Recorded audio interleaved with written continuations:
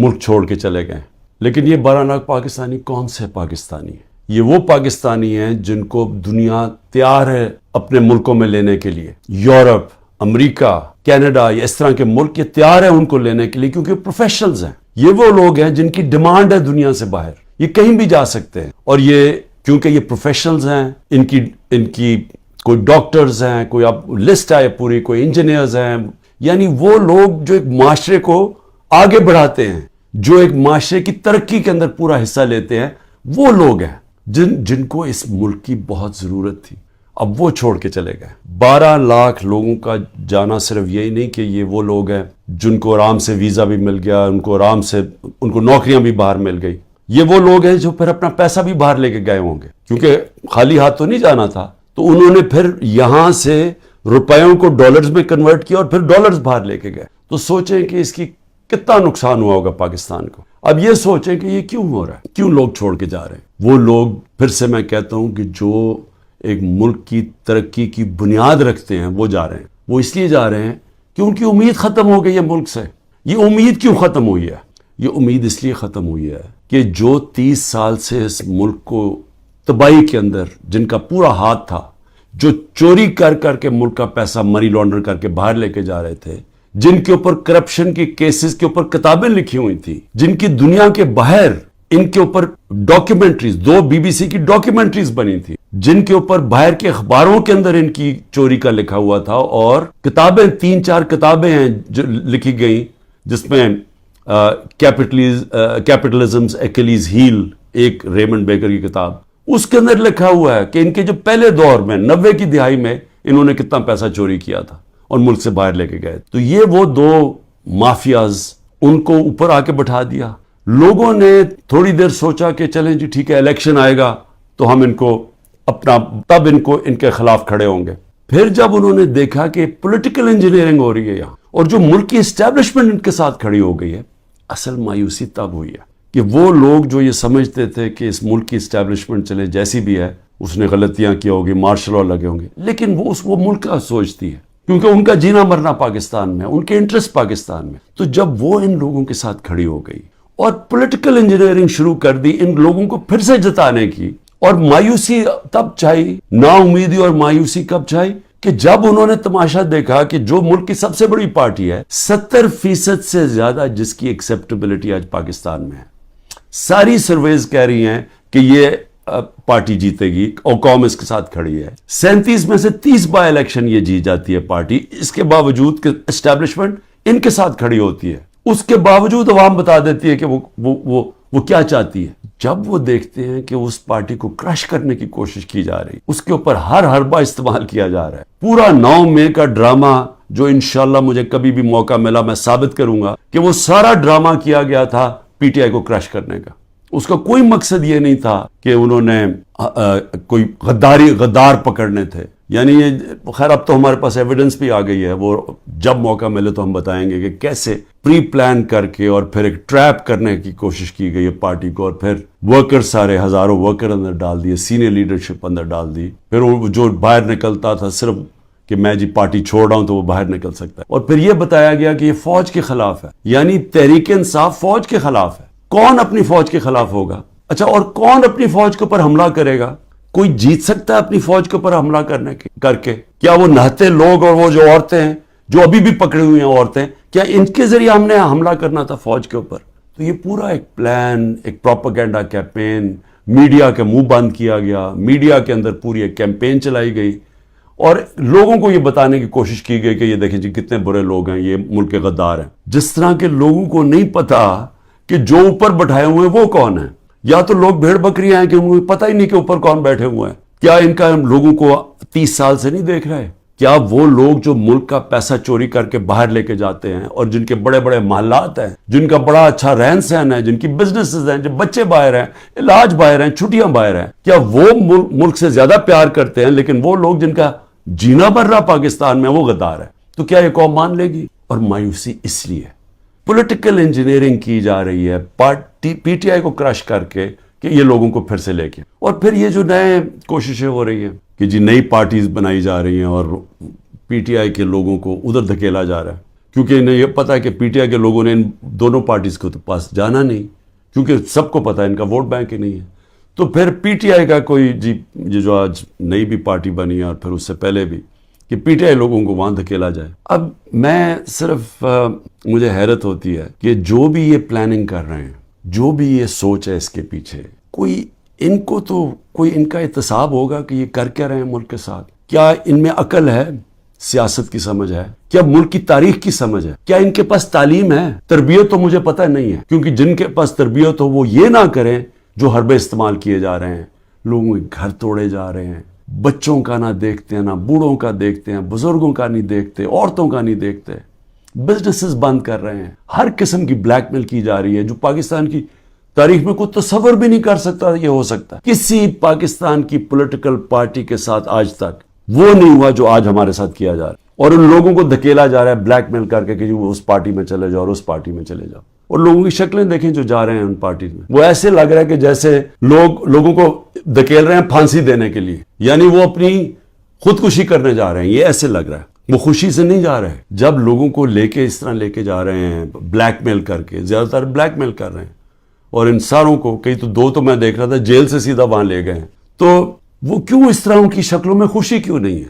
کیونکہ ان کو پتہ ہے کہ ان کی سیاسی موت ہے. ان کو پتہ ہے کہ پبلک نے ان کو ووٹ نہیں کرنا. اور اگر کسی کو شک ہے تو یہ انشاءاللہ جب بھی، اب تو الیکشن لگ رہا ہے کہ انشاءاللہ ہو ہی جائیں گے، وہ جب بھی الیکشن ہوں گے تو آپ کو نظر آ جائے گا کہ لوگوں نے ووٹ کس کو ڈالنی. لیکن میں تو وہ سوچ رہا ہوں کہ کیا لوگوں کو جو یہ کر رہے ہیں پیچھے بیٹھ کے، جو برینز بیٹھی ہوئی ہیں، کیا ان کو سمجھ نہیں آ رہی کہ گراؤنڈ کے اوپر سچویشن ہے کیا آج پاکستان میں؟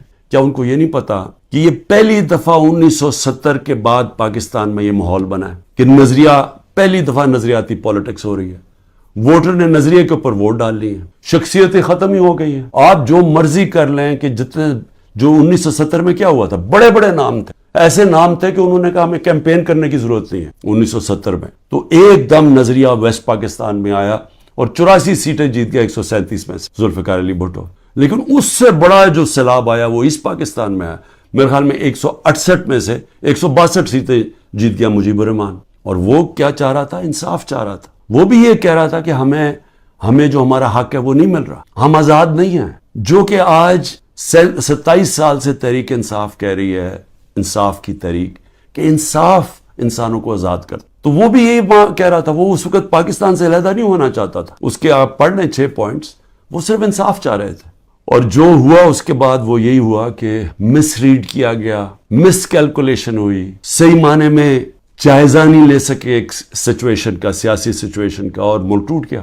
آج پھر وہی ہو رہا ہے. یہ جو بنائے جا رہے ہیں لوگوں کو، اور یہ جو پارٹیز بنائی جا رہی ہیں، اور یہ جو لوگوں کو دھکیلا جا رہا ہے، اور جو ہمارے لوگوں کو توڑا جا رہا ہے، تو یہ کیا یہ سمجھ نہیں آ رہی کہ گراؤنڈ کے اوپر سچویشن وہ 1970 والا ہے. نظریہ کی پالیٹکس آ گئی ہے پاکستان میں.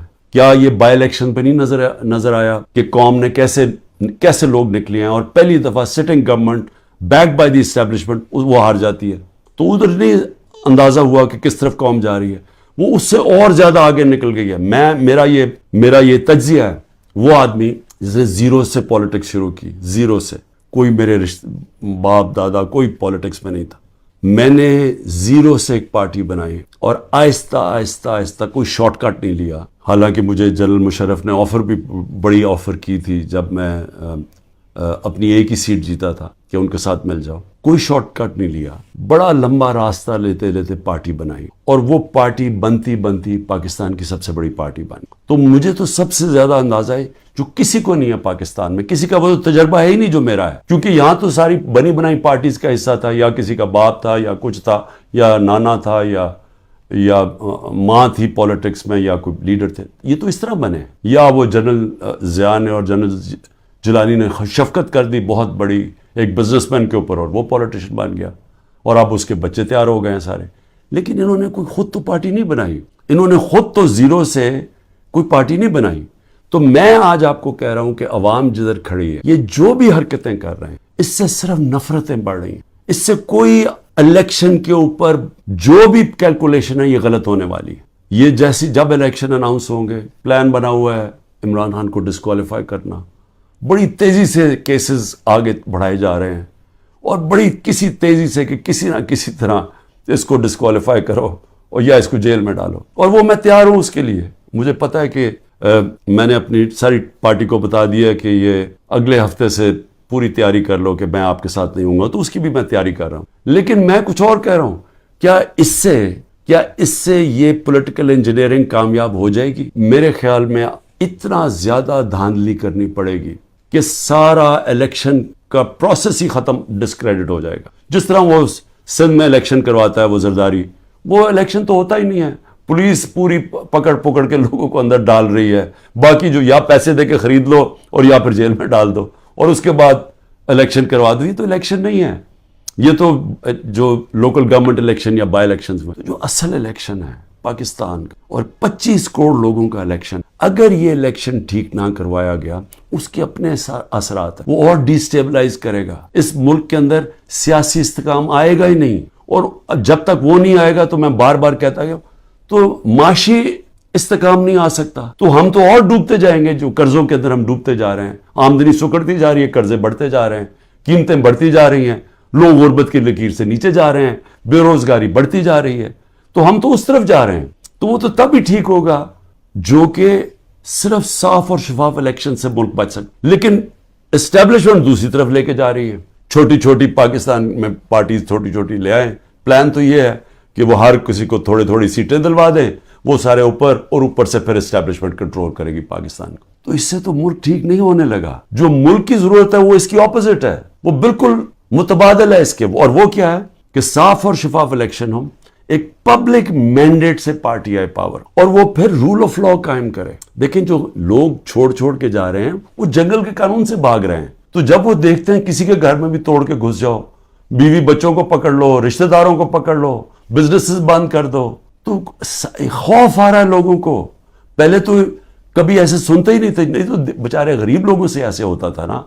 یہ میں اپنی پارٹی کو پہلی دفعہ میں اپنی پارٹی کو کہتا ہوں، جو ہمارے سے ہو رہا ہے یا کمزور سے ہمیشہ ہوتا رہا پاکستان میں جب طاقتور کے سامنے کھڑا ہوتا، اور اسی لیے ملک آگے نہیں بڑھ سکتا کیونکہ اس ملک کے اندر انصاف ہی نہیں ہے. تو یہ تو انصاف کی ساری حدیں ہی توڑ دی ہیں. یہ تو وہ نظام آ گیا جو کہ ہم کوئی تصور ہی نہیں کر سکتا تھا کہ پاکستان یا دنیا کی کسی جمہوریت میں آئے. تو جب اس طرح کے حالات ہیں تو لوگوں کی نا امیدی تو بڑھنی ہے، مایوسی تو بڑھنی ہے، لوگوں نے تو جانا ہے چھوڑ کے. اس لیے میں آخر میں یہ کہنا چاہتا ہوں کہ یہ جو ایکسپیریمنٹس کر رہے ہیں یہ پہلے فیل ہو چکے ہیں، اور اس ملک کے اندر جو 90 کی دہائی کی سیاست تھی وہ ختم ہو چکی ہے. جو جنرل مشرف نے کاف لیگ بنائی تھی وہ دن چلے گئے ہیں. یہ دوسرا دور آ گیا، اور اس دور کے اندر سب سے ایک ہی راستہ ہے کہ صاف اور شفاف الیکشن کروائیں اور اس ملک کے اندر اسٹیبلٹی لے کے آئیں، ایک سیاسی استحکام آئے، اور اس کے بعد پھر معیشت کو ٹھیک کریں اور ملک کے اندر وہ ریفارمز کریں. اس ریفارمز کے بغیر پاکستان اس دلدل سے اب نہیں نکل سکتا. پاکستان کو سرجری چاہیے. اس ملک کو اب ہم وہاں پہنچ گئے ہیں کہ اگر ہم نے اپنے سارا گورننس سسٹم نہ چینج کیا، ہم نے سارا انصاف کا نظام نہ ٹھیک کیا، ہم نے جو ہمارے گورنمنٹ کارپوریشنز ہیں جو جس طرح وہ اس وقت بوجھ بنے ہوئے ہیں، ہم نے جب تک نچلی سطح کے لوگوں کے اوپر اب ان کی مدد کرنے کے لیے پروگرامز نہ بنائے تاکہ ان کو ہم سہارا دیں. کیونکہ اب جو مہنگائی آ گئی ہے لوگ کیسے گزارا کر سکتے ہیں. اور جو ہم نے ہیلتھ کارڈ لے کے آئے تھے، سوچیں کہ پہلے ہی گزارا نہیں ہو رہا تو اگر بیماری ہوگی گھر میں، تو اگر آپ ہیلتھ کارڈ ہی لے جائیں گے، ہیلتھ انشورنس، وہ کیسے گزارا کریں گے. تو کیسے ہم نے نچلی سطح کے لوگوں کو اب پروٹیکٹ کرنا ہے، ان کو ہم نے معاشی طور پہ ان کی حفاظت کرنی ہے ٹارگیٹڈ سبسڈی سے. کیسے ہم نے اپنے ملک کے اندر ڈالرز کی انٹیک بڑھانی ہے، وہ کون سے قدم ہیں. کیسے ہم نے خرچے کم کرنے ہیں. کیسے ہم نے اپنا گورننس سسٹم ایسا کرنا ہے کہ باہر سے انویسٹر پاکستان آ سکیں. کیسے ان کو اعتماد دینا ہے اپنے رول آف لا پہ کہ ہمارے یہاں اس ملک کے اندر آپ اگر اپنی سرمایہ کاری کریں گے تو ہم اس کی حفاظت، ہمارا قانون اس کی حفاظت کرے گا، لیول پلینگ فیلڈ دے گا، وہ کنڈیشنز دے گا کہ جب اب مثلا چائنا سے جب انڈسٹری ہم چاہتے تھے کہ پاکستان آئے، تو میری جب پریمیئر لی سے ان کے بات ہوئی تو انہوں نے مجھے کیا کہا، انہوں نے کہا دیکھیں مسئلہ یہ ہے کہ پاکستان میں ہمارے سارے انڈسٹریز کہتے ہیں کہ ٹائم بہت لگتا ہے، یہاں کام ہی نہیں ہوتا آپ کی، بڑا سلو ہے آپ کا سسٹم. جبکہ وہ ویتنام جاتے ہیں، اور وہ بنگلہ دیش کی بھی بات کر رہا تھا کہ وہاں بڑی جلدی ان کا کام ہو جاتا ہے انویسٹر کے لیے. تو ایک انویسٹر کے پاس ٹائم نہیں ہوتا. تو یہ ہمیں ساری اصلاحات کرنی پڑیں گی، اور اس کے لیے سب سے بڑی ضرورت ہے کہ صاف اور شفاف الیکشن سے ایک مضبوط، ایک سٹیبل حکومت آئے۔ سٹیبلٹی اب صرف ایک طرح ہی آئے گی، صاف اور شفاف الیکشن، اور یہ پولیٹیکل انجینئرنگ کو مسترد کیا جائے۔